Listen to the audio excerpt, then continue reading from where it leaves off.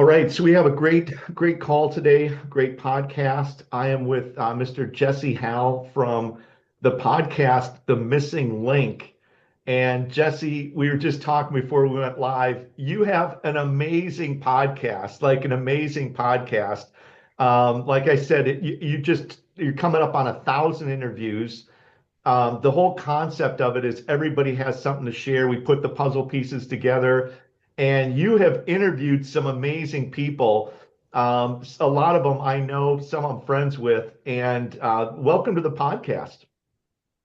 Thank you so much for having me. It sure is an honor to be invited to be able to speak on anybody's show, and it's great meeting you. And I look forward to getting to know you better and, potentially having you on our show as well. Yeah, and this will be an ongoing thing. So, like I always say, you're always welcome to come back on. We can have you back on. I really love your overall view of, knowledge because you've interviewed some great people. And last night, so I have to just share with you, we were talking about crystals, and one of the people who I just absolutely love is Elena Denon. And you've had Elena on, and Elena is, there's a lot of subjects, a lot of vertical areas you can go with Elena because she's got such a vast database of knowledge. But one thing she's really tuned into is crystals. And she's done some amazing videos with Dan Willis on crystals. And then, Dan Willis is a protege of Marcel Vogel. And then Elena takes that information and then runs that to Thorhan. And then actually his brother is the expert. And then they collaborate notes. But she's got a really good ongoing series of videos, which I've posted in the community section of our YouTube channel on crystals, crystal activation, the consciousness of crystals, all those different things. So, as one of the many guests that you've had on, Elena Denon is definitely one of my favorite. But being that you've interviewed so many people, it's such a massive database of knowledge that you've been able to pick up. So, with that being said, it's really great to have you on as a guest today. Well, thank you so much. And yeah, we've interviewed Elena, I think 3 or 4 times. We've interviewed Dan Willis 3 or 4 times. So we're looking to just present and actually do real journalism because what we're doing is basically sharing all information from all sides of the fence and allowing, we don't tell people what to think. We're just giving people the information that they're not going to find in mainstream media and then allow them to feel what their alignment with or learn whatever they need to learn to better become the best version of themselves, basically. So, so you may agree with one person that just loves Trump and thinks he's the savior, and then the next person is going to think he's a Jesuit puppet and he's, here to, he's the Pied Piper. Here to issue in this technocracy. So, we could, have grown a lot bigger, a lot faster if we chose one way or the other. But because sometimes when bring people that oppose people that are firmly believing one way, then you don't get as much I guess views because sometimes people end up not agreeing with your channel because they saying why are you interviewing this person or that person, but we're just doing real journalism and we don't know what's going on. I've been at this for 30 plus years, rattling the cages, learning. I haven't really been, I don't think, asleep. I've always didn't get the school indoctrination because I didn't really pay attention at school. Never got the religious indoctrination because I was born Catholic, but I, was baptized, but never went to my first communion. Never went to Bible study. Very rarely ever went to church until I met a girl, but when I was about 17 or 18, a social worker became a good friend of mine, and she took me to churches, and then I started to research and do that on my own opposed to getting, indoctrinated at a young age. So I've been awake and aware, 30 plus years ago. I was trying to organize all the rough and tough people to take over the government and knowing that there was problems. So I've been at this at a very long time. So it really works well to be able to interview all kinds of different people because I already know a lot of things that are going on, but I still have no clue what's actually happening. It could be one way or another. I think we're in a pivotal time in history right now, and it's really important that people become aware and participate in what's going on because our manifestation energy is really important. That's why they say, well, voting doesn't matter, but it actually does because when people are manifesting things in certain ways, it helps guide what's happening here on Earth. That, yeah, so true. And like you said, it's really just about getting the information out to the world, and letting everybody tell their story.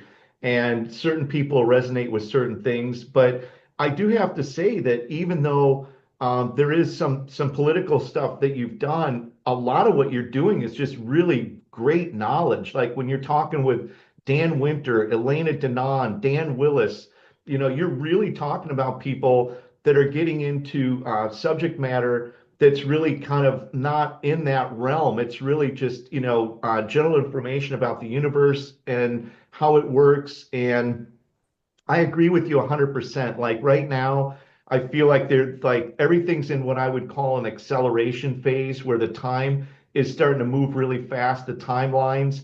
And we're getting to an intersection now where you're going to see some amazing things coming out. And I believe that, the whole thing with the disclosure projects that are going on, should it be partial? Should it be full? You know, whatever it is, that's coming up. Like that's going to be coming up. And then you get that and subject matter. I've talked a lot about the med beds and the med bed technology. And even though I know a lot about it, I know what I know from like doing what you do, which is interviewing people, multitudes of different people from all different spectrums of backgrounds and physics and everything. Dan Winter is obviously very, very intelligent, and knowledgeable on real med beds and what they are. Elena knows it, excuse me, from another perspective of being kind of a contactee and being sort of out there off planet and really being involved in the technology. And then you have people that are in certain programs that have actually had access or seen them used them.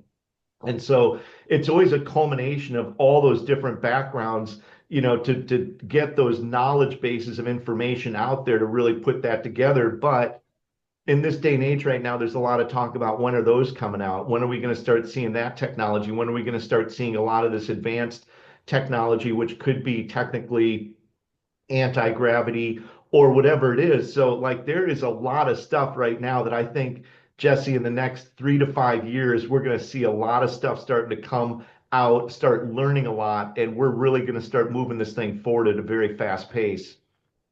What are your thoughts on that? 100%. Yeah, 100%. We've interviewed Dr. Sandra Rose Michael, Yes. and she's actually become a friend of ours. She sent us this stone and some other things. Once she sent this to me, I've never taken it off, and I've had it maybe a year now. She does this scalar wave technology where they have these rooms that people go into, and I've heard lots of people, and I've interviewed some people that have actually used and found benefits in healing from it. So we're already finding these healing chambers starting to pop up.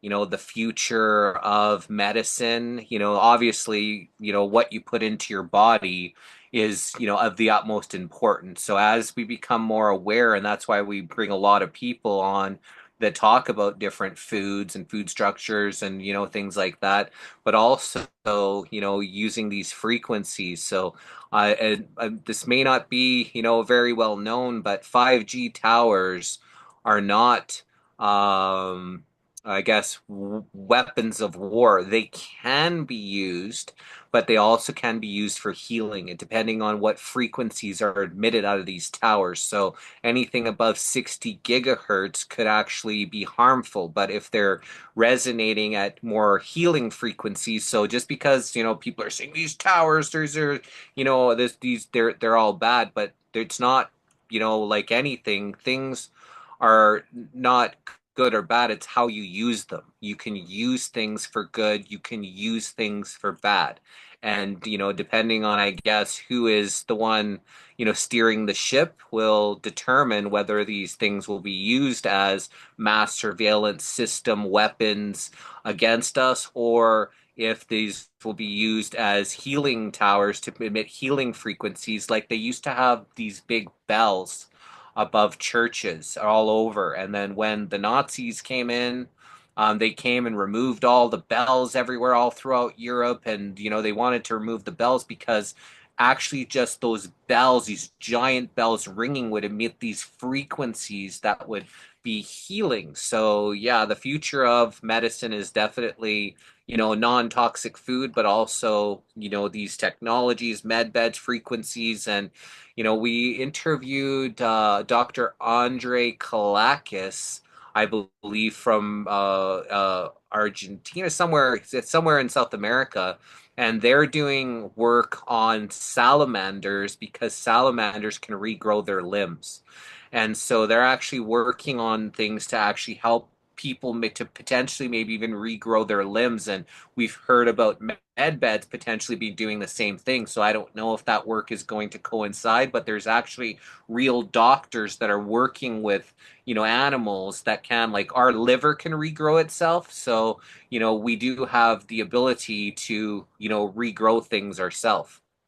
Yeah, that's awesome. I was actually very lucky. Now, one of the interviews that you've done was with Mel Carmine, and Mel has the Staying Alive Wellness Center down in Cape Canaveral, and I'm good friends with Mel.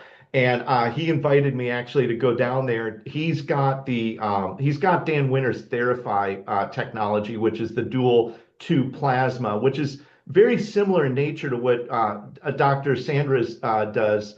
And hers is using lasers. Those lasers collide, create a scalar energy field. The TV sets are throwing off the photons. But I went down there. I was able to spend a day with Dr. Sandra.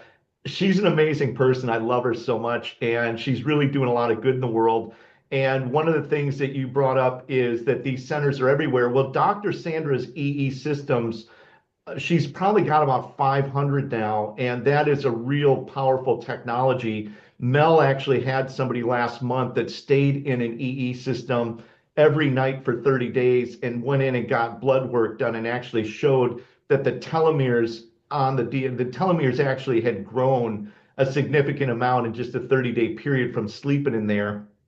And so, there's a lot of technologies out there now that are really starting to make their way out where you get access to those.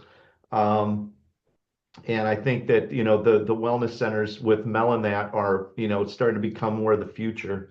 But that necklace that you've got on is one of the things that's just a simple piece of technology that you can wear that has that frequency embedded into it.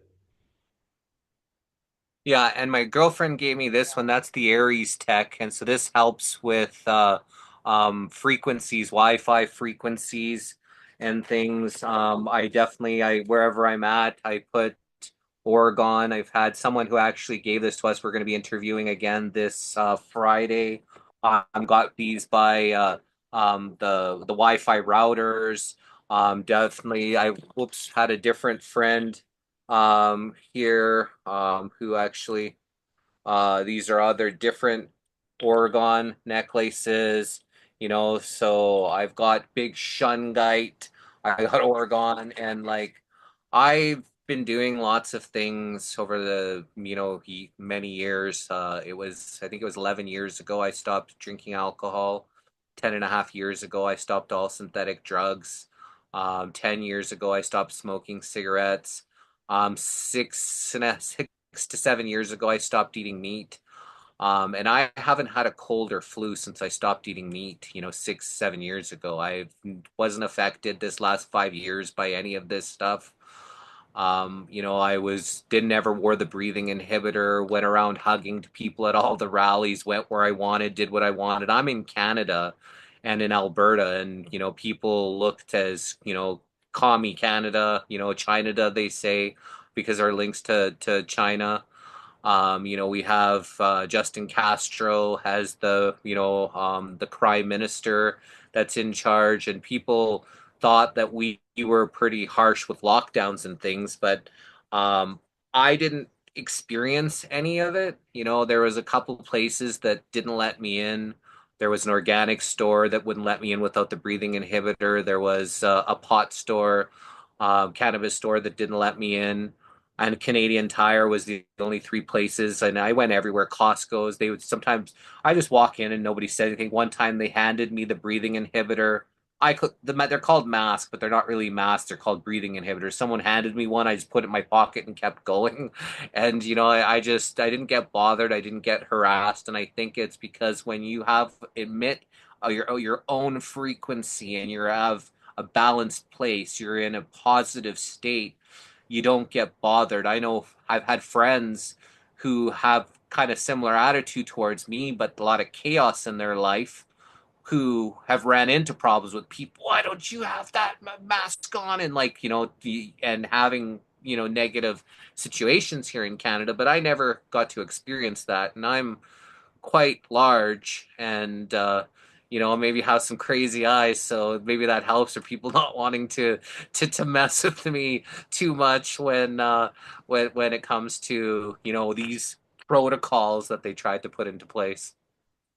I think that's really great feedback, because down here in the States, you hear a lot, but you don't really get a lot of the real ground-based information from people actually living there. I spent time in Canada. I actually lived in Toronto for about maybe 7 or 8 months. It's been a while, but the people in Toronto are just, I mean, Canada in general are beautiful people. I grew up and spent a lot of time my younger years in Minnesota. And so the only difference between Minnesota and Canada is we don't finish our sentences with a. However, if you spend enough time in Canada, you will start saying a after each one of your sentences. But the nature of the people is very open, very easygoing. I love the Canadian people, and I'm happy to hear that, although there was a lot of stuff out there, the general way of life, was still very much the same. And I agree 100% with the aura and the mindset that you put off, you attract and create your reality around you. And so when you're in a kind of just a carefree zone, like, hey, I'm going to do my thing, and you're just not even paying attention to it, nobody else really pays attention to it. You're not, if you're really self-conscious, then everybody's paying attention to it. And so that in itself, I think is actually, a really good mindset to have, generally speaking. So moving Uh, forward now, I like there's, just before I just wanted to share that I would actually, because I'm a different breed and I've never really followed the rules. Like I said, I was never part of the system. I don't do the whole, tax thing, and I'm kind of out the system for 15 plus years. I'm not in alignment, so I'm a different breed. So because my world didn't change much, didn't mean it didn't for most of the people. There was probably 70% or more people bought into the BS, were wearing the breathing inhibitors. Everywhere I went, it was very rare that, I saw anyone. Me and my girlfriend, once in a while we would run into someone in a Costco or somewhere that didn't have one on. And it's amazing how you bond with someone because, you just run into some random person that doesn't have it.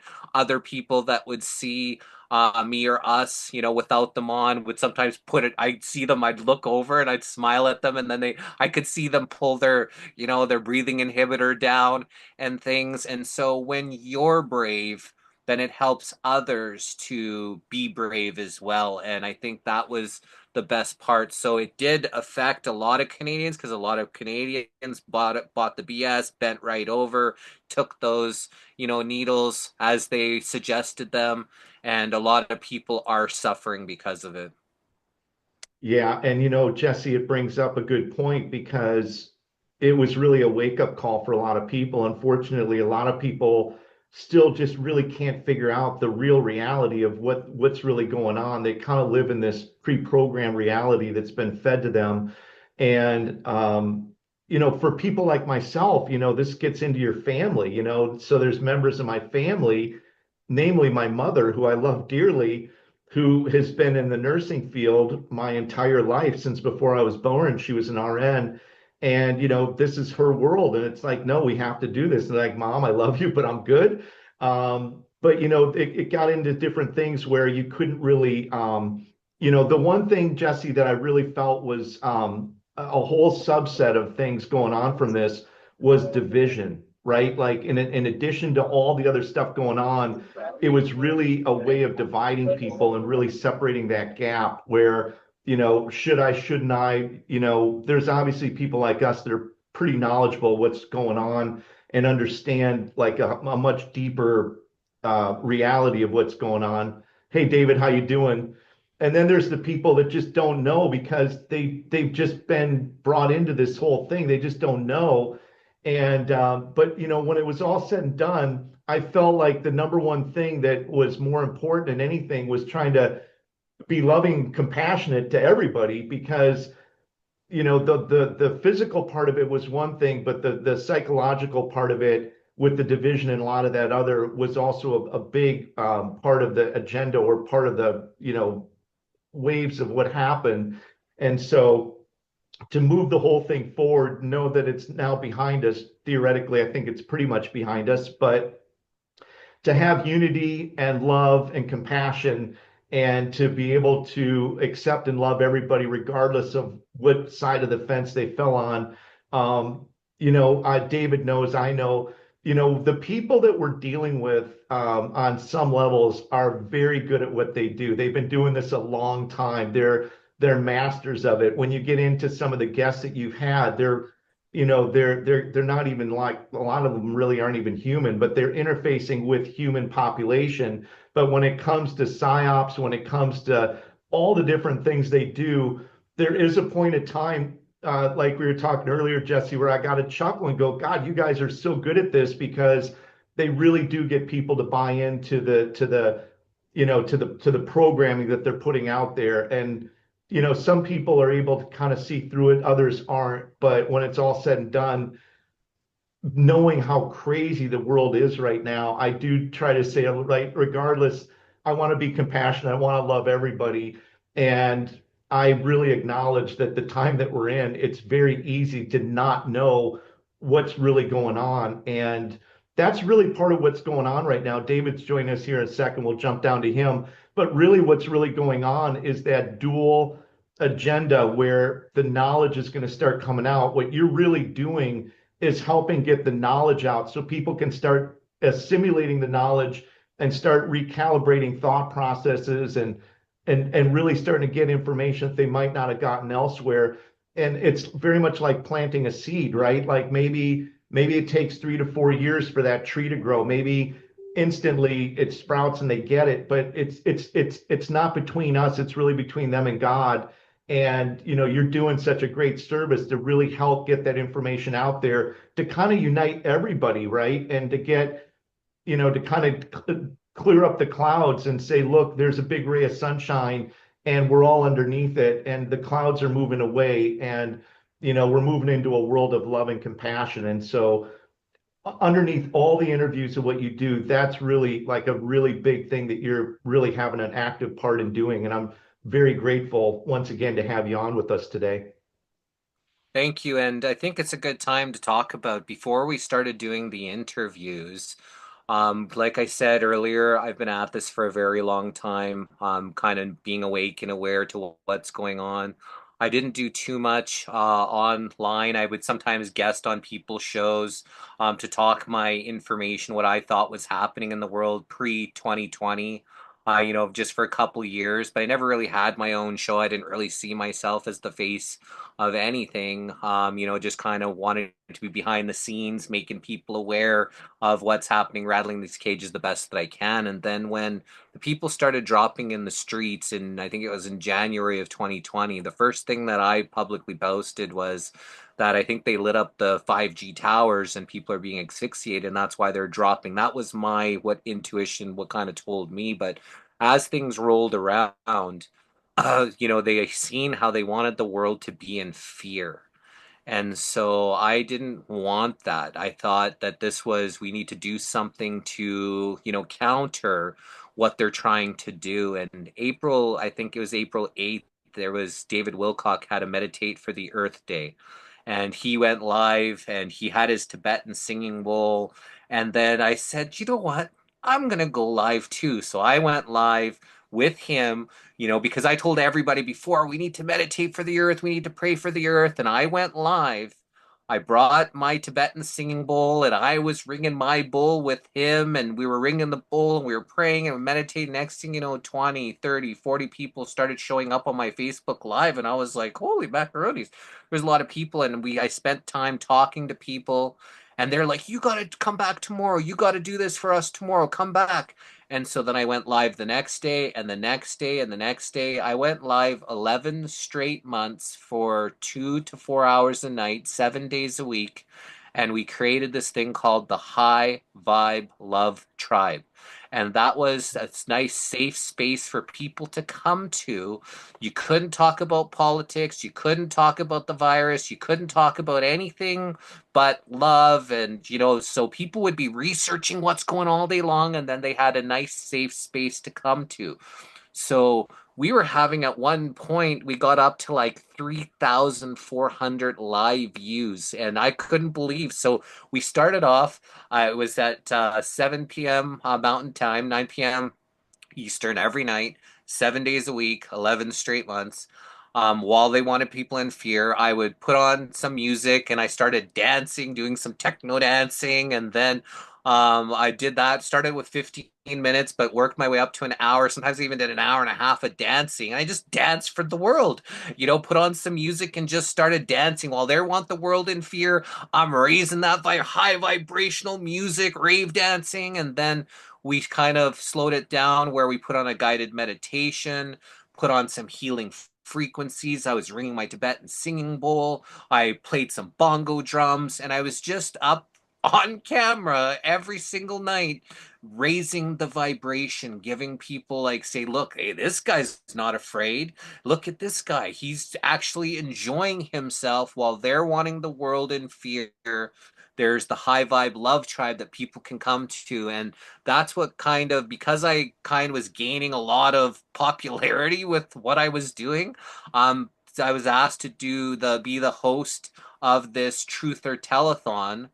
And I said, sure. I said, I'm right. I'm not really talking about any of the negative stuff. I'm just keeping a high vibration right now, but I'm up for the truth, to come out anytime. So they wanted me to host this truth or telethon where we had truthers back to back to back to back, talk about all the stuff that's happening in the world. And then 13 days before we were supposed to put it on, they were supposed to put it on.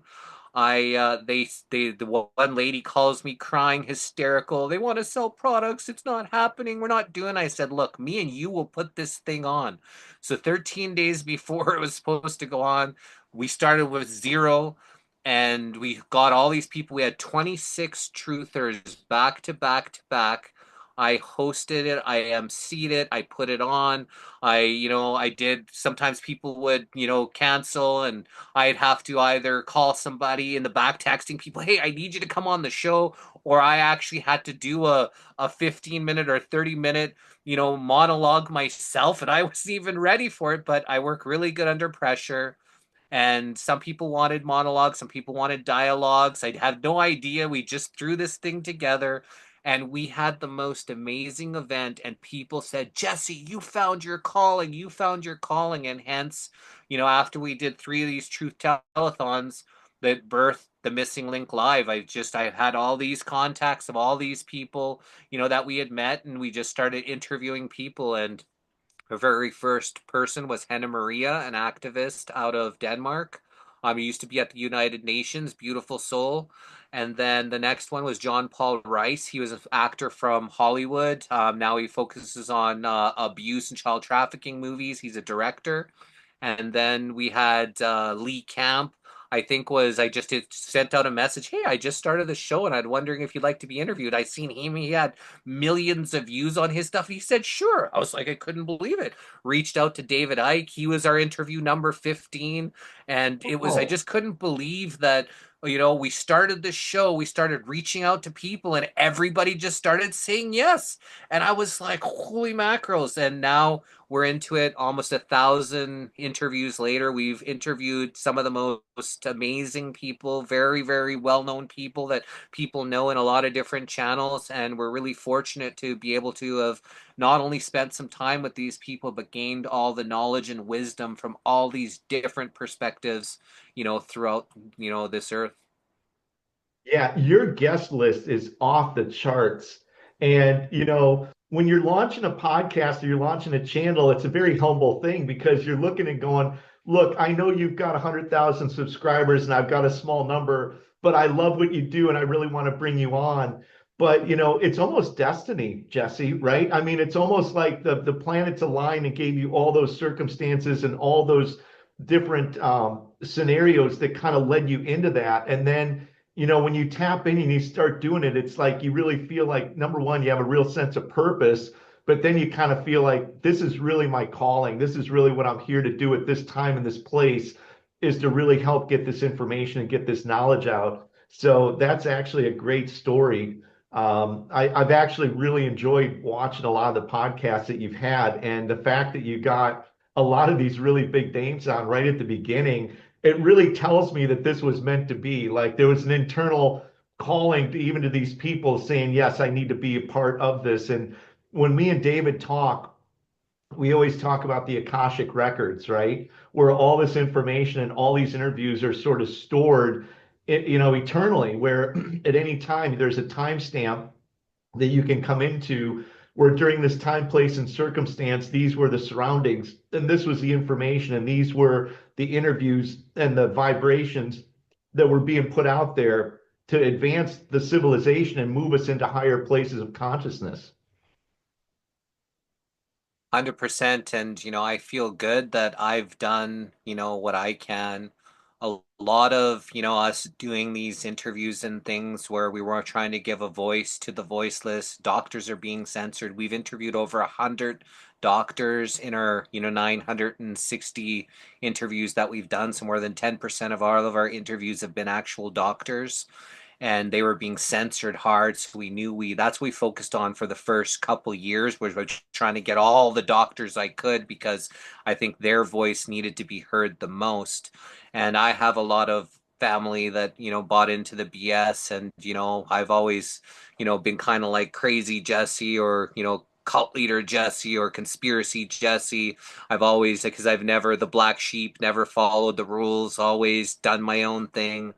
And so, kind of get smirked at about sharing these things. And now I see, that they're suffering because of buying into, this, the BS and stuff. So that's why some of the reasons what helped inspire me is that I knew that if I brought one doctor on, people will be, yeah, you brought five doctors on, you bring 50 doctors on.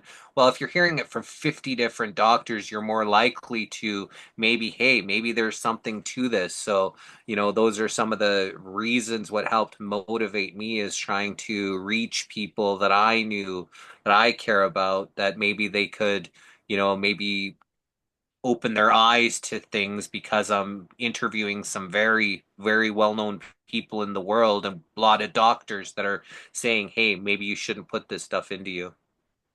Yeah. And Jesse, with that being said, man, I will say, as somebody that knows this area very well, this is not a place for the weak and the meek.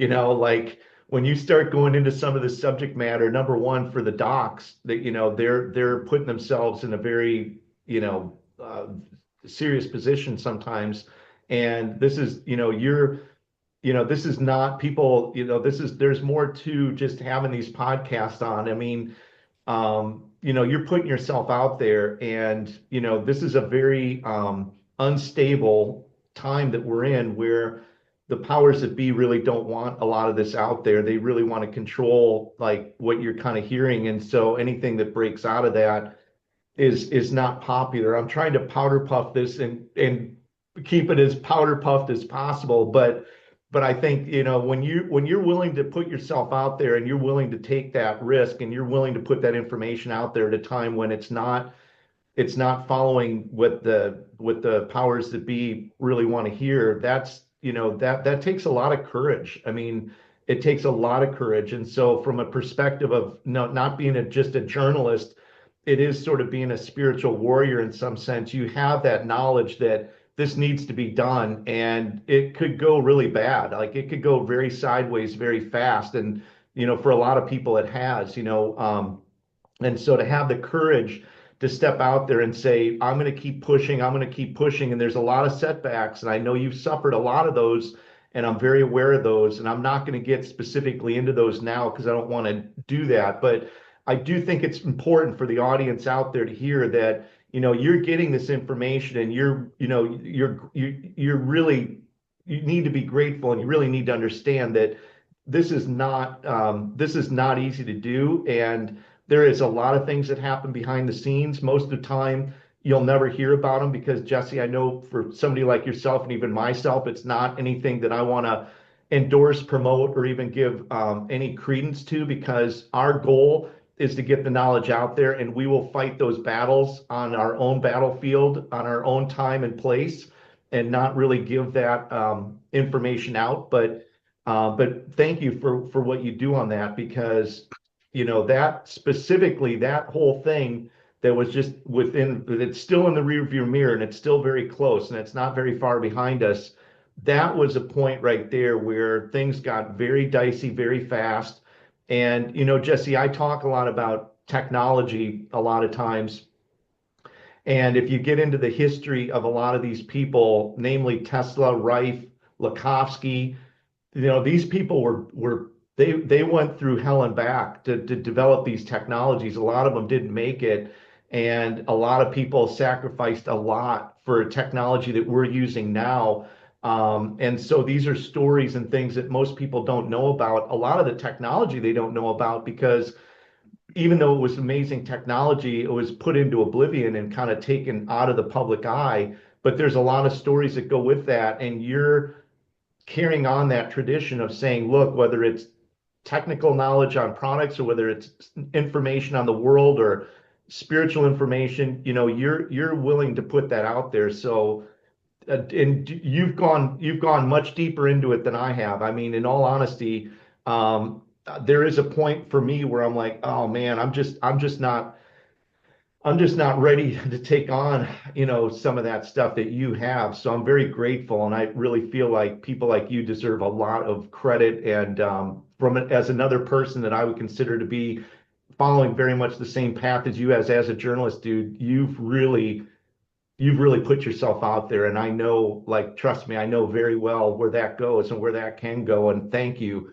for doing that because that's really being a warrior. And dude, when you're dealing with the dark side and it's just you and them, and you don't have like a calling database to say, hey, I need some help here, I need that, or this just went down, that's a pretty that can get pretty dicey really fast.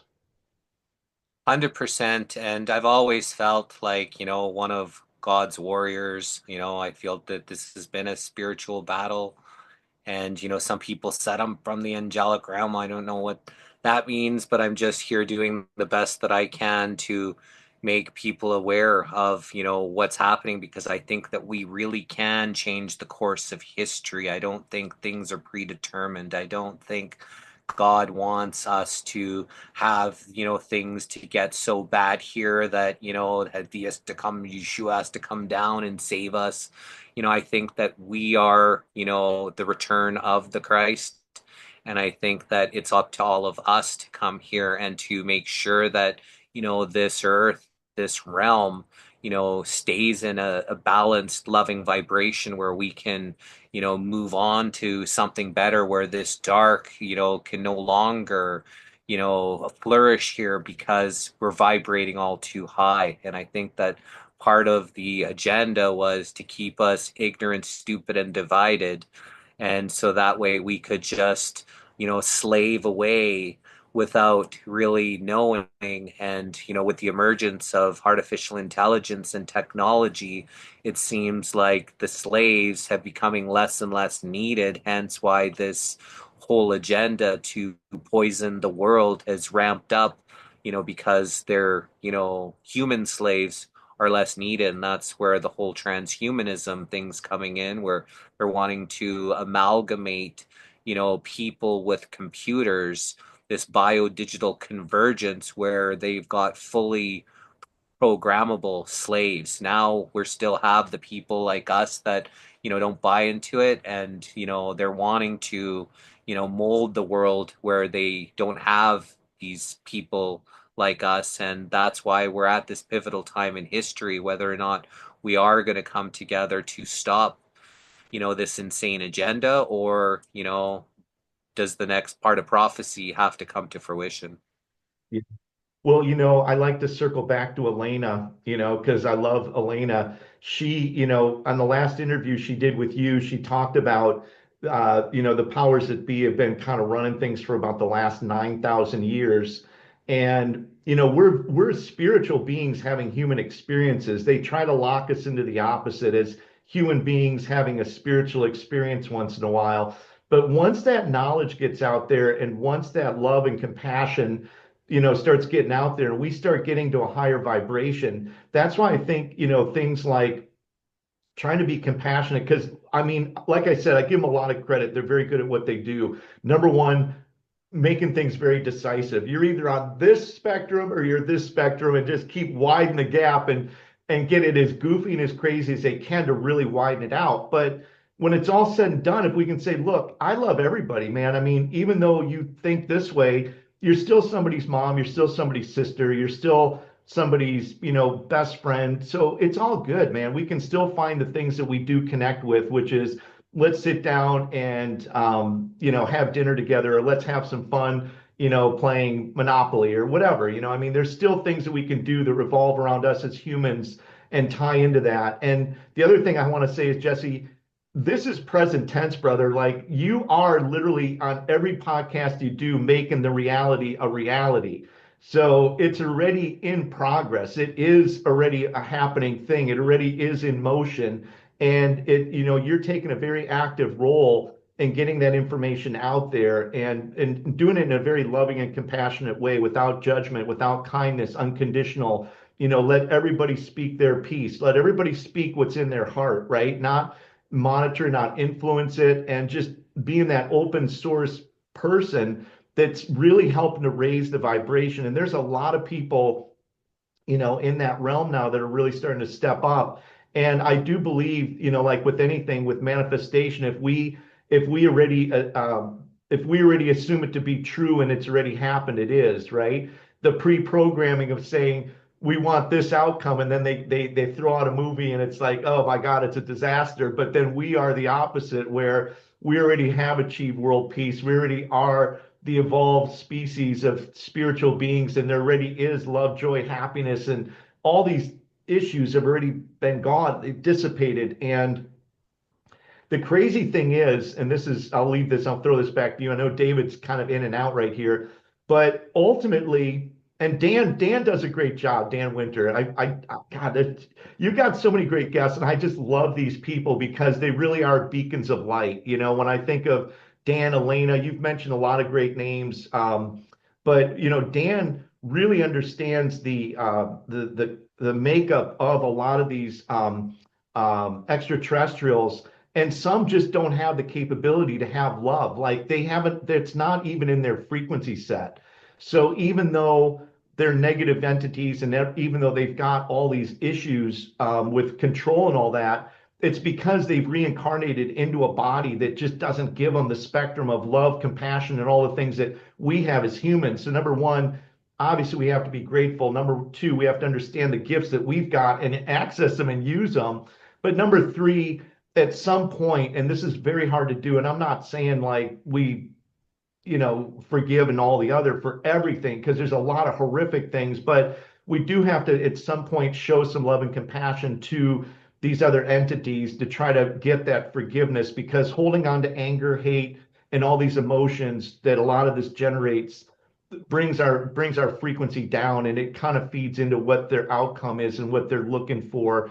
And so if you look at it as like a third dimensional play, and in a third dimensional body, we're all sort of actors playing this whole thing out, but on another level, we're spiritual souls and eternal. Then if we can get to that 432 hertz, that loving, compassionate part within the heart, where we just send out this broad frequency of love, and anybody that comes into that field is going to have to conform to that loving frequency. That's really, I think, a start, at least a start to trying to, raise that frequency and vibration for the planet to get us to that next stage of spiritual evolution. And it all starts with the inner work, right? Whether it's the dark night of the soul whether it's, looking inward, finding the power, starting to truly love yourself. They've tried to convince people, they've, twisted and inverted scriptures and twisted and inverted the message that we're worthless sinners and we're not worthy and all this, but nothing could be further from the truth. You're a child of God. We were made in God's image. You're a beautiful spiritual being with love and light and creation, manifestation abilities. You're a child of God. And that's what people need to find. And once people find that true power that resides within, anything is possible. And once we all come together in this magnificent God body, then that's where utopia is truly possible here. I've seen how things are supposed to be here, which keeps me going, knowing that one day we will come to that place where words aren't even going to be as important because we're just going to be living in a state of knowing, and we'll actually be able to communicate with people without actually having to speak those words. And I think at one point that's how it was here. I 100% agree. There was a time where we were all telepathic. And it's funny because, dogs and cats are telepathic. And we say, well, we're much smarter than them. Well, it's like, well, it depends on which one we're talking about. My cats are pretty smart. But the funny thing is also that we both grew up with a very similar background, very, very similar background. And that was the whole thing. It's actually pretty funny. You are a rotten sinner and you need me to save you and come on in and you can whatever. But that's really where it starts. It starts within your heart of yourself, right? I mean, when it's all said and done, it's all about you individually becoming a more loving person. And so there's not this external thing that needs to happen. It needs to happen internally. And as that internal part happens by the thousands and millions and billions, that's when the whole thing really starts to really take shape and accelerate and move fast. And I feel like it is. And, it's that love and compassion that we start to really exude that really starts to make this whole thing really work. And, Jesse, one of the things that I like to do is present that in a tangible day-to-day thing, like something as simple as paying out three compliments to people that you don't know throughout the course of the day and saying, hey, I love that hat. That's really great. Let me get the door for you. Let me do these little tiny things, right? These little tiny things, because when you put out love and you put out compassion and you put out kindness, it comes back to you. It's a spiral, right? And so the whole thing is trying to find those little parts and pieces in your day-to-day activity where you can put that out there. And it's something as simple as letting somebody in when they're trying to drive their car and they need to get over to the left-hand lane. And it's like, hey, come on in right over here, baby. I got you. You come right in front of me. But taking those words and taking that knowledge and figuring out how can I give out love and compassion? How can I, there's times where a lot of people, I mean, I've talked to a lot of people, even doing interviews, and I've told them things that were things that they needed to hear at the time, not because it was anything special, but somebody like you, Jesse, when you're dealing with a lot of these people, we don't know the hardships and the things they go through. But when they're told, I believe in you and I know that this is going to happen and I believe in what you're doing, I talk to a lot of I mean, like you, I talked to a lot of people, even with technology, where they put their heart and soul into trying to get something out to the world, whether it's a song, a message, or technology, and they haven't been able to pay the bills and they haven't been able to get this stuff done and they've got this hope and this dream that they want to launch, and all they really need at that point in time is somebody to say, I believe in you and you're going to get through this and I'm going to do everything in my power to help you. And your podcast is really set up in that way where those people that need to have that message can get that feedback. They can get that platform to speak their truth, to talk about their dreams, their hopes. And when we all start doing that with each other and we start, magnifying that and multiplying that, that is a very simple, small thing that starts getting really big really fast.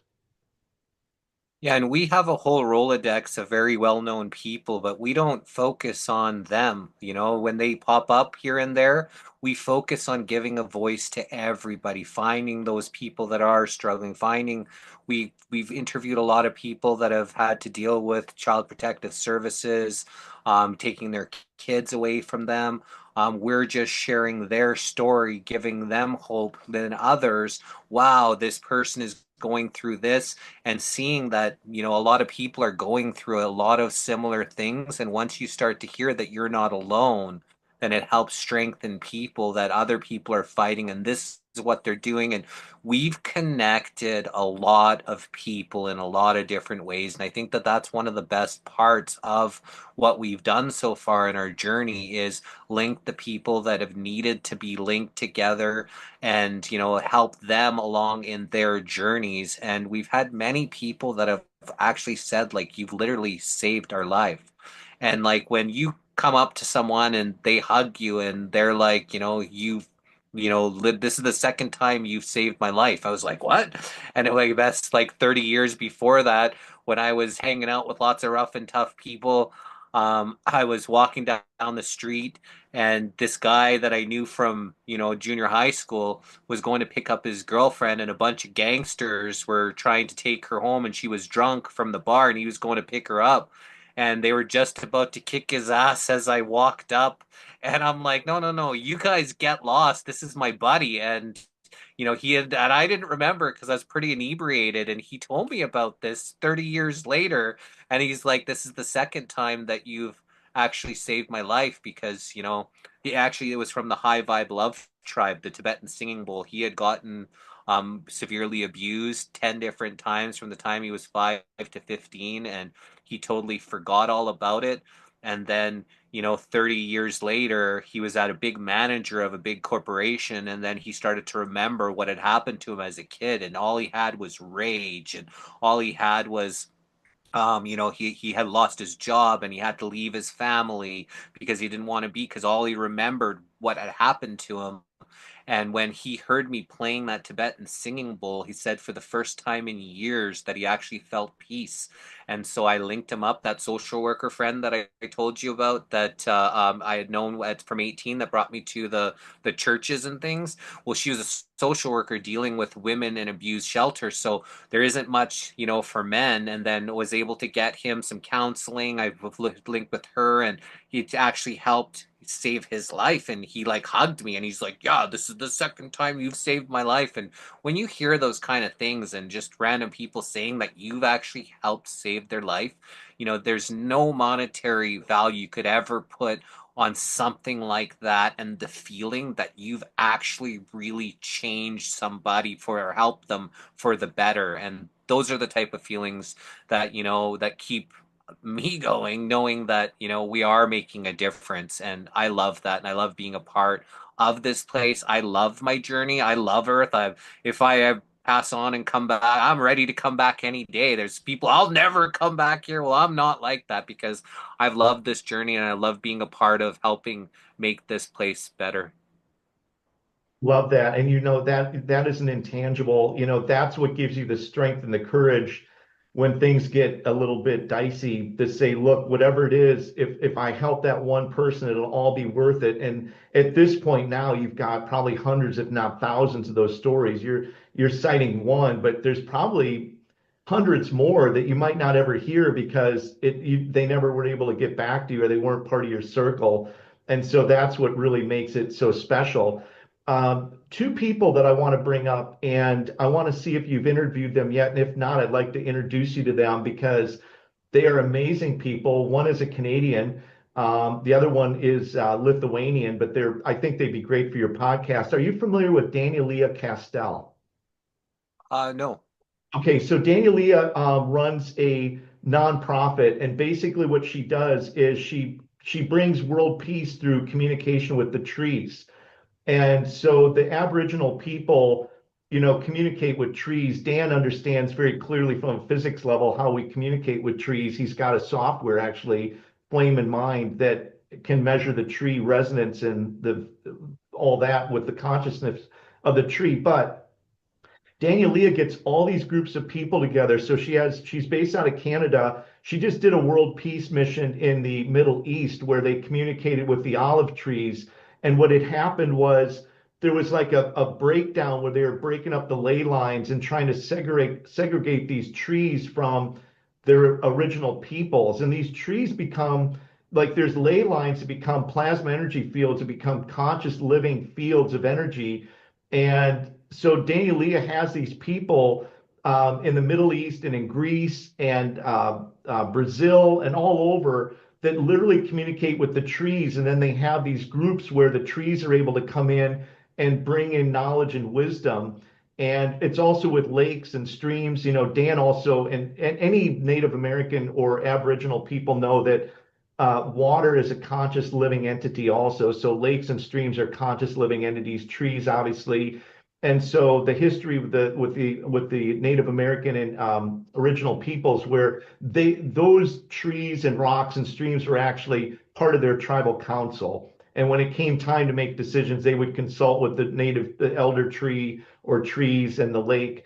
And so Daniel Leah was given this gift at a very young age where she had a willow tree out back of her house and she was able to communicate and talk with the willow tree.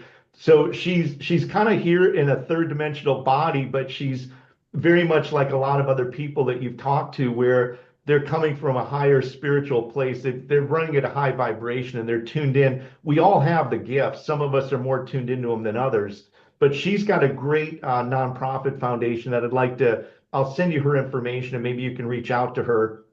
And then there's another gal named Soleil Iloda Veda, and she's got a lot of shamanic training. She has the most amazing voice. I mean, Christ consciousness singing that literally cleanses the soul and like just it's amazing.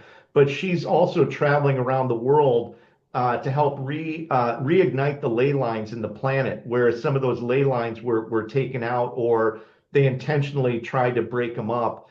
And she's traveling around the world bringing those out. And then she does a lot of spiritual healing. And then she does also like a lot of stuff with dragons. I'm going to have to send you the clip because it's like she's such a pure person. Like, you know, for people like me, Jesse, I'm like, you know, I don't want to say I'm like you, but I'm still rooted in a, you know, like I still, you know, there's parts of me that still can kind of cuss and swear and get mad and frustrated. And, you know, I can still be a little bit edgy. I mean, but then there's those really pure people that probably haven't, like, they're just, you can just tell when you're with them, like they're just at a very high vibration. I have to kind of clean up my act a little bit and be very very careful with them because they're not down in that lower energy that I kind of because I have to intermingle with it on a day-to-day basis. So I have to kind of it's still kind of a part of my upbringing and who I am. But I know when I'm around those other people,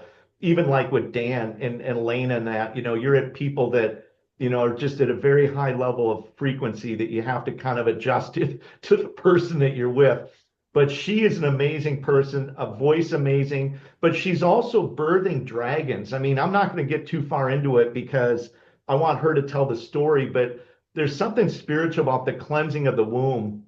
And she processes through all this trauma on the planet that's being caused by a lot of trauma that's being caused to infants, babies, and all this different stuff. And she goes through this cleansing, and you were talking earlier about this internal cleansing of the soul and getting rid of all the ghosts and all the things that have kind of held us down and really working on ourselves. And like she says, you can't do real work until you've done your own work, right? And so she's really spent a lot of time doing her own work, and she's traveled. She spent 2.5 years in Mexico, and right now she's in Lithuania. She's Lithuanian parents, but she lived in the States. But she's got an amazing story to tell, and you know, she's one of those people where the minute I saw her, I'm like, I've got to do everything in my power. And with Danielle, whatever I can do to get that message out for these people, because they are people that are making a huge difference and they deserve and need, you know, help from people like me and yourself. So once we get off this call, I'm going to send them over and maybe we can introduce everybody and get them on your show. They're great guests too. I mean, the content and what they talk about we'll have everybody on the edge of their seat. They'll be eating their popcorn and they will not want to get up and leave. So I think they'll also have, really good subject matter for you. Sounds really good. Yeah, we're definitely interested in interviewing both of them and any and everyone that feels that they want to share their story on our show because not only are we, enlightening people through all these different stories, we're also recording history of everybody that's speaking out during this pivotal time. And one thing that we do with our show, it's a live show being broadcast on Facebook, Rumble, YouTube, Twitch, Twitter, and it used to be LinkedIn, but that's another one of our channels that have been deleted. We've had 7 YouTube channels deleted. We had our 13-year Facebook channel deleted just before our first Truth Telethon, 5 days before they deleted my whole channel without any ability to appeal it. So just gone, and we've experienced a lot of that. But we put our comments on everybody that's commenting. So if you're on Facebook and you comment, we put the comments at the bottom, so not only are we recording the comments into the streams, but people cross talk between platforms. Someone's on YouTube will see somebody's comment on Facebook, and while we're live, we have people commenting and interacting with people on different platforms while we're doing this interview, and then we're recording history. So 20 years down the road, when we are in this utopia that we're living in, and the people that helped be a part and even part of the show can look back and say, wow, hey, that when we watch some of these shows, hey, my comments are there, that was what I was saying. And so we're just kind of recording this history, and we know that in 20 or 30 years this time is going to be studied by people, and this is going to be a way that they've got 1,000 different or 5,000, who knows where we're going to be by in 20 or 30 years if we're going to continue doing this. But we're going to have a lot of people's stories, their interpretations, and what they were. And if you were on our show in 20 years, you can look back how you were, what you said, and see how much you've evolved from the time that you were on the Missing Link Live. So a whole wide variety of reasons why I think the work that we're doing is really important. I really love it, brother. And I will say once again, David's down here. He's traveling today, so he hasn't gotten on yet. But David always says this is the official timestamp. There he is. And David, this is another episode that's in the Akashic Records.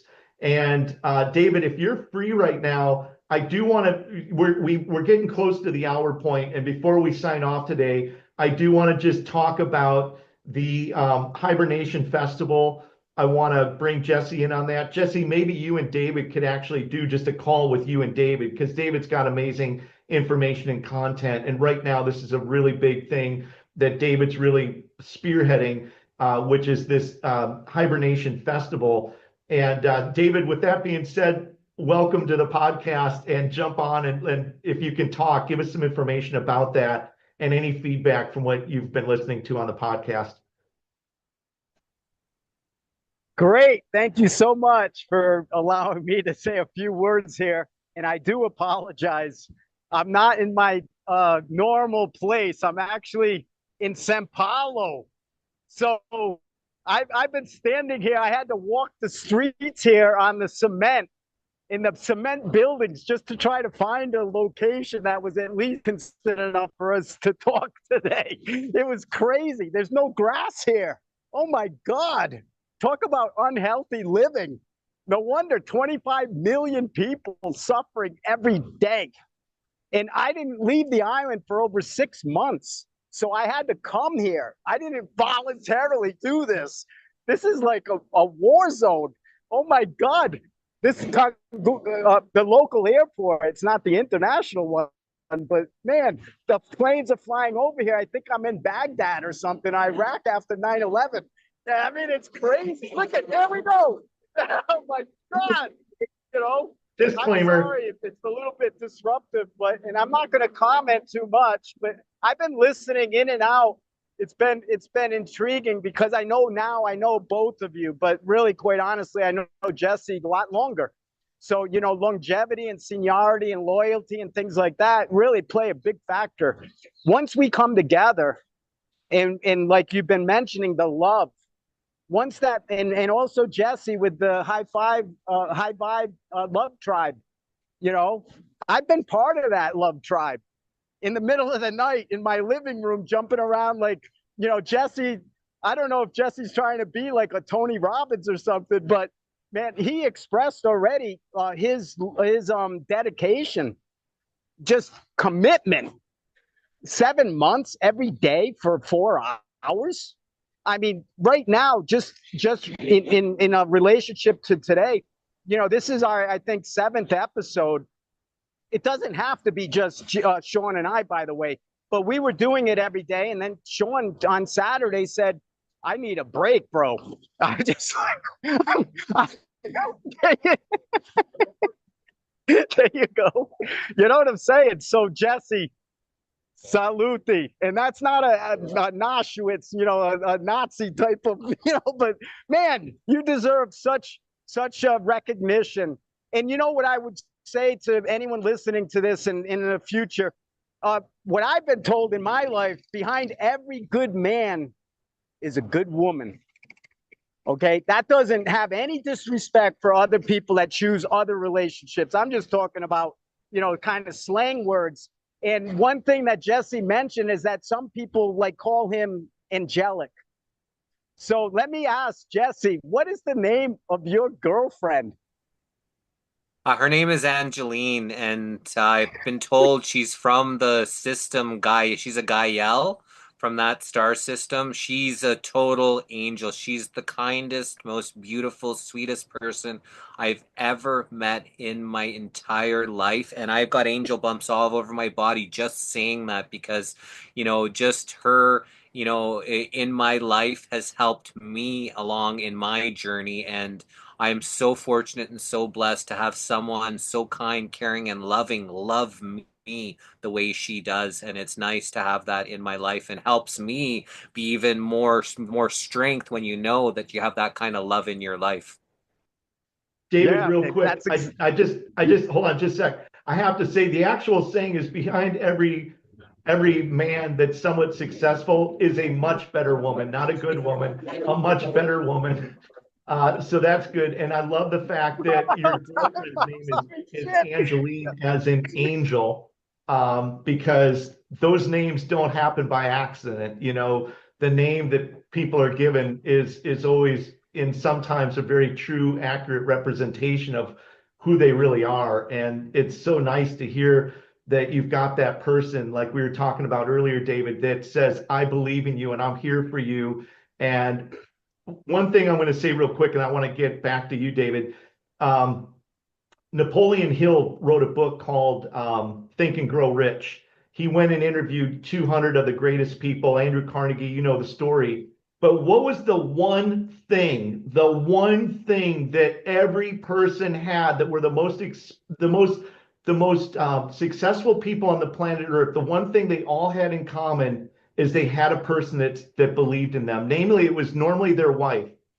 And every single person went through all kinds of ups and downs. Henry Ford, all these people, he tells the stories. But there was always somebody in the background that said, I believe in you.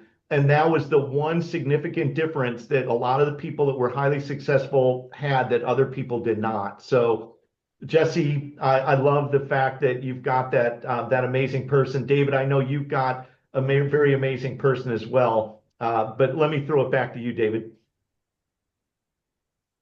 Wow. This is now, like you said, we're going over a little bit over an hour here. And I know Jesse, he's got a lot of demands.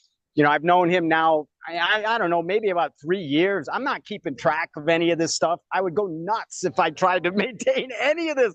Look at where I am. I mean, I'm in 25 million people. Normally I'm on an island, kind of isolated in paradise with my wife and maybe a few visitors that come and go. And we've been experiencing that. But for me, what Jesse is all about is about that freedom of expression. And what you just said about really having some solid rock foundation in our lives, it usually comes from somebody else because we honestly do not believe that we're worthy of that solid, fixed conviction, confirmation. And that's where the passion comes from. So, the work that Jesse's doing, and I don't want to take up too much more time. There, the planes flying over again. This place, Sao Paulo is a gastronomic city in the world, and I've invited Jesse and Angeline and other people, everybody.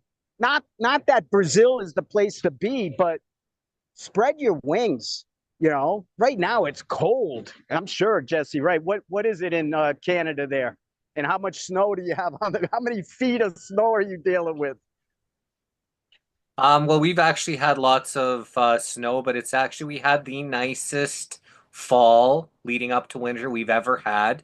It hasn't been too bad. There's been times it's been minus 30, but right now it's minus 2 degrees Celsius, which is probably about 30 degrees Fahrenheit.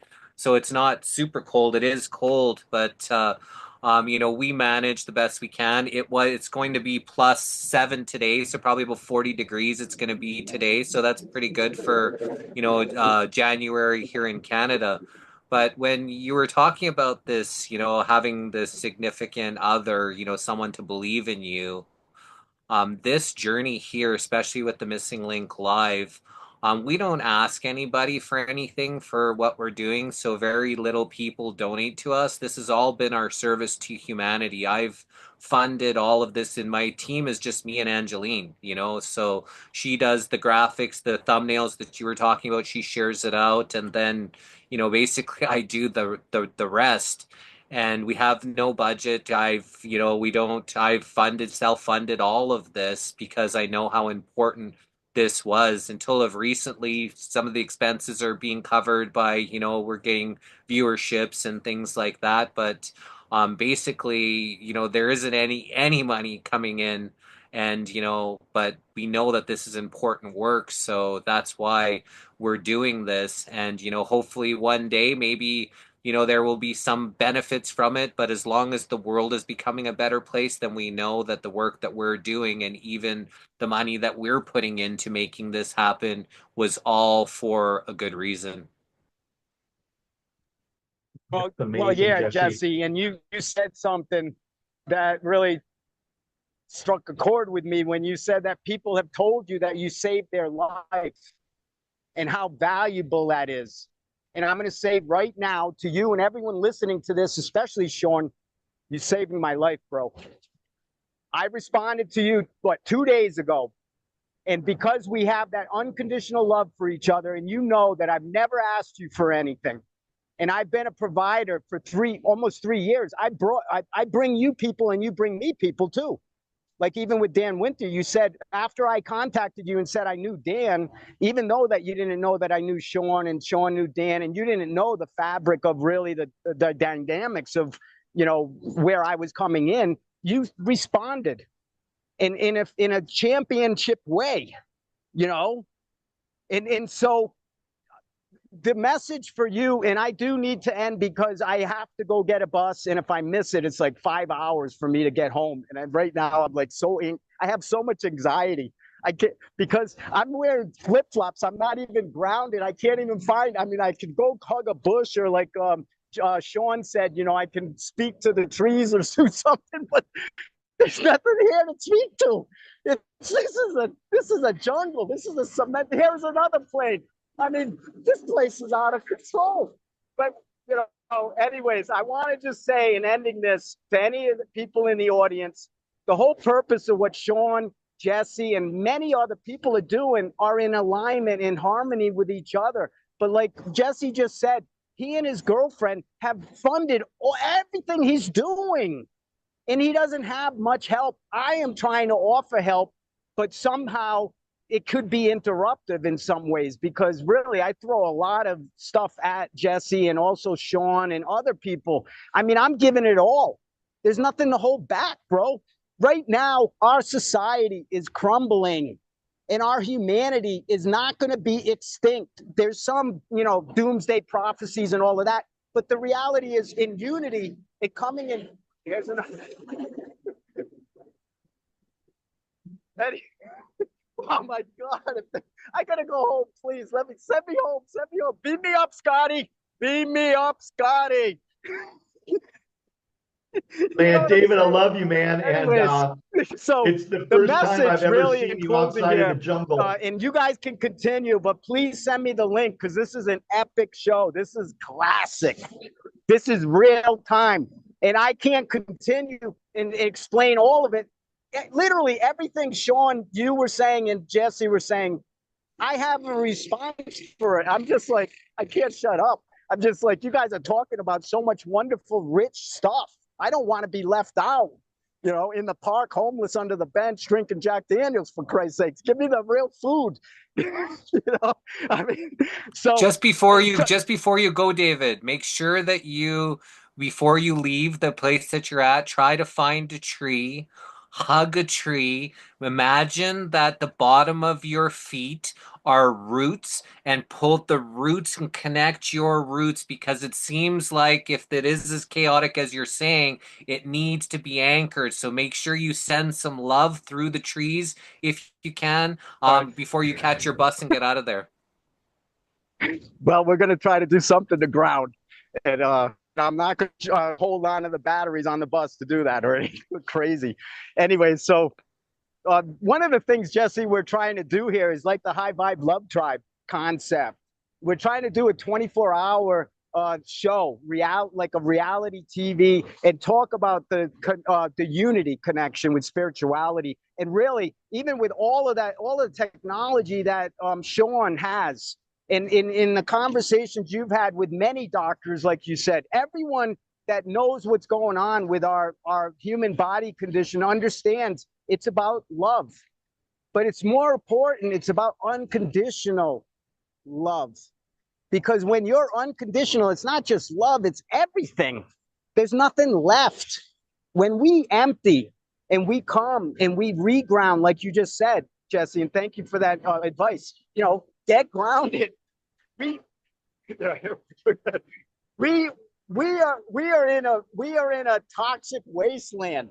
So even the things that Jesse and Dr. Robert Young and also Matt Hazen and the masterpiece and all of that. One of the things people don't realize is Jesse, you have, I think, almost 1,000 interviews right now, right? Hi. It's about 1,000 interviews, and Yeah, in each one of those, 960 so far. right? But each one of those is about at least at 2 hours. In a marathon, I think the longest was 8 or 10 hours. So you look at that and just say 2 hours on 1,000, that's 2,000 hours. That's a lot of time to devote to follow Jesse Hal in The Missing Link. And I haven't watched every one of the episodes, but dude, when you're in your zone, and when Angeline is helping you and you have that support, then you can really tailor your podcast and have that administrative assistance and cooperative marketing and things like that. Because quite honestly, I've been on your show, I think 3 times. And you've been on the Power of Irons podcast, technically my show, but it's not anything like The Missing Link. I think I have like 80 interviews and 130 hours. So you're a role model, you're a mentor, and what we want to do here today, or I say in behalf of Sean, I'm hoping he agrees with this. But Jesse, we are coming so quickly and doing this. It blows the imagination. I mean, people are going to say in the future when they watch something like this, oh my God, and they're going to take that like I said, with a woman Angeline is angelic. So what are you? You're angelic, bro. I mean, she wouldn't hang out with some dud, some pain in the ass, serious. So really, it's a whole idea of hanging out with a crowd. It's not necessarily the high vibe crowd in the sense of like Sean was just saying with a 444 hertz and all of that. I don't really buy into that. And that's a conversation Sean and I have, maybe a little bit of, give and take that needs to happen there. But, I really believe that the vibration it's zero.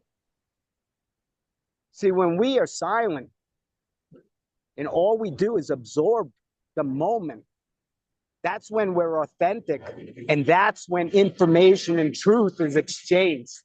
So that the idea right now, I do need to run. The idea, Jesse, and I'll let you guys conclude it. If anyone needs to talk to me or Jesse, or you want to do the one-on-one or anything, we need to do a one-on-one, a group, or even 1.5 billion people together. Because that's really what Sean and I are talking about. At least 1 billion, 1.5 is really what I think this takes that extra half to make it like absolute done, sealed deal. And then 8 billion people, they don't have a choice. There's enough consensus and there's enough science, dense facts, and there's no bullshit. It's in real time. It's authentic. So Jesse, we're creating something called the World Impact News Network, or WIN, WIN. This is a 24/7 channel, 365. But we want to propose to you, in the missing link, is to come in and occupy that calendar as much or as little as you want. If you don't do any, congratulations, whatever, that's your decision. But as we mature, and this really comes in the tires hit the ground or the plane hits the landing field, however you want to look for it, because we are, when we come up with our imagination and concepts, and like what Sean mentioned about like dragon dreaming, envisioning, in animation, you know what I'm saying? We have to believe the World Impact News Network is already here today, right now. And we did that with no budget, zero. And so what it's taken right now for people listening to this, it's taken time. That is the valuable resource. That is the asset. That is the equity that we have. We are alive. We are getting older. And the whole formula is get as old as you can, bro. Every day in your life is going to be richer and richer and richer. And you're not going to die with no dignity. And you're not going to die any longer with people ignoring our civil rights, our social justice, and all of the other things that we're dealing with pollution and climate change and everything. Because Jesse Hal is on his game, and Sean is, and I am, and about 1.5 billion other people, according to Cryon. And Cryon is somebody, I don't know if you met, Jesse. Did you meet with Lee Carroll or Monica at Cryon in San Diego? Have you met them yet? No. Okay. My bus is leaving right now, so I just got to jump in. I want to end this. Cryon is very important for me. I was on your show, David the Indian, and that's motivated by Cryon. And Lee Carroll is exceptional. If that's a character of a personality that I can help you with, get on your show, and also with Sean, I would be happy to do that.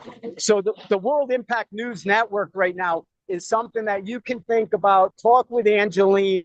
We can continue to have more of these episodes, or at least organize within ourselves, a steering committee or something about this broadcast channel. This is like a CNN 24/7 network, actually real time. And it's all documented. Like Sean said, the idea with the Akashic Library is that everything is in record. So we really don't need to record this stuff. What we need to do is be able to retrieve it. It's the retrieval process that I don't believe that you maximize, Jesse, for example. And it's not. I gotta run. Anyways, we want you to maximize your time and effort. And Angeline, you guys have a lot of support, an incredible amount of support. I love you both very much. I have to go. Send me the tape. Hey, love you, man. Bye-bye. Bye-bye. Wow, Jesse, how's that for real time? Literally, David running to catch a bus while we're on the podcast. It's so funny because everything I've done with him, he's in the jungle. Now he's in civilization and he's freaking out, which is actually pretty funny because it's really different. Jesse, this is Riley. She works with me. She's my version of Angeline. We're coworkers, but we love each other dearly, and nothing happens here without her. And without her and her support and coming in every day, it doesn't happen here at my place. And so while we've been talking, she's like, I just see her because I've got glass walls here in my office, and she's nonstop. And so it's like I'm like, you need to come in here. She does some podcasts with me, and I'm like, no, you need to come in here. I'm introducing you. If anybody sees me and knows anything that's going on, this is my Angeline right here. This is the person behind the scenes that makes everything possible on our channel at our place. So this is Jesse. I'm going to introduce you to him. Nice to meet you. I'm just happy to be here. Sean's the genius behind everything. Nice to meet you as well. Thank you for that introduction. I'd love to introduce you to Angeline. And that's how, things grow is when we connect people together. It's, who you know is how, this world really runs. I agree. I But like your shirt a lot. we That's love your super Thank shirt. cool. you. I was going to say that at the beginning, but yeah, we're huge fans of Bob Marley. One love, right? Definitely. One love. Yeah, Angeline and I were just in Jamaica. I've got a bunch of friends that live in Jamaica. So we were staying there. We rented a car and went throughout the whole of Jamaica just last December for my 50th B day was last year. So I just turned 51, so it was about a 50th? year ago that yeah, Wow. 51 just this last October, but it was last Oh my December. God. You So don't look you look in your 30s. That's really surprising. well, thank you. And so we went to this thing in Jamaica. It was bioluminescence, and I actually Oh, stood on the wow. top of the boat, and he told me to just fall backwards into the water. And Mm-hmm. when I hit the Yes. water with my arms spread out, it Amazing. all lit up, and it actually looked like I was a blue angel. It was like the coolest Mm, picture that I ever really. seen. This bioluminescence, and that was in Jamaica. So we love Jamaica. I've been a Rastafari for many many years, and just love the dancehall reggae, culture, and that's, Yep. what I've kind of most aligned with for a very long time. Yeah, I we love love it too. We love it close too a lot. family. So, Jesse, I guess we're going to wrap this podcast up. I am so grateful and so happy that you were able to take the time to join us. We will do some collaboration behind the scenes because I want to get Danielle Castell and I want to get Soleil's information to you. To meet And you. I was telling Riley, I'm like, Bye. wow, Jesse's got it so together. His intros are amazing. His graphics are amazing. The thumbnails are amazing. Now I'm finding out that it's her behind the scenes that's making those. Having good artwork is really important, and being good at Photoshop or graphics is in itself a skill set. And I look at that, I'm like, wow, man, you're really setting the bar high because the quality of work that you're doing, the professionalism that you've got is just really, it's something for me to aspire to. Before we wrap this up, I always like to give the guests like a last word or anything to finish up with. So before we go, is there anything you'd like to say to wrapping up this show today? Well, thank you so much for, bringing me on to your show here, introducing us to other people that potentially would be interested in watching our show, introducing, to your beautiful, other Riley there, and that great time that we had with David, on scene in his San Paulo there. This has been a great experience for me. In about 29 minutes, I go live with Dr. Garrett Smith. So we're going to be starting an interview. So good time to wrap up. Just want to try to quickly get some food because it was 8 a.m. I don't usually do 8 a.m. We start our shows at 10 a.m., which will be in about 29 minutes. But I thought I had some time just before we got on. And then we do got another show today as well with Christopher Letourneau. He's an actually MK Ultra went through the actual program to become an assassin and all these type of things from like an early age. So that's going to be, and that's tonight at 8 p.m. Eastern Standard Time. And I'm not sure when you're going to broadcast this, but we are on January 27th today. So thanks again to everybody watching. And just remember that we're here to face infinity without flinching. Life is eternal. This is just a stop. There's nothing to be afraid of. They want the world in fear. They want you in fear. And when you're afraid, then you're easily manipulated, you're easily controlled, and then you're easily strung along on this crash collision course for destruction. But it doesn't have to be that way.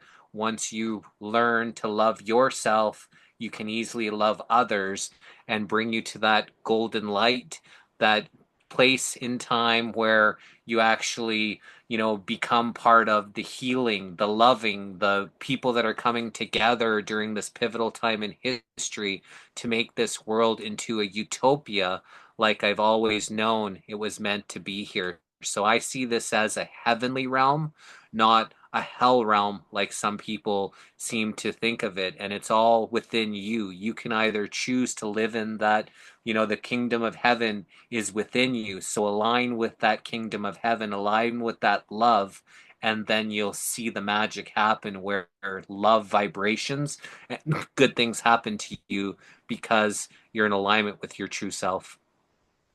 Jesse, I love that, man. What a great way to finish up a great show. One of many to come because you got to come back and join us again. I love it. You can, I know it's early for you out there, but thank you so much for taking the time to do that. I will have your links if you're out there and you need to get on Jesse and listen to these podcasts, amazing interviews, amazing information, the missing link. Jesse, I'm going to have all of it down in the description. And probably what I'll do is put it down in the far corner down here, and I'll probably include the link to Rumble, which might be probably one of the better links. Or yeah, I'll put the Rumble link down there because that's probably the best one to give everybody. So Jesse Hal, the missing link. Jesse, thank you so much. Stay with me for just a sec. I'm going to go ahead and end the call, and greatly appreciate everything for your time today. Thank you so much, Sean.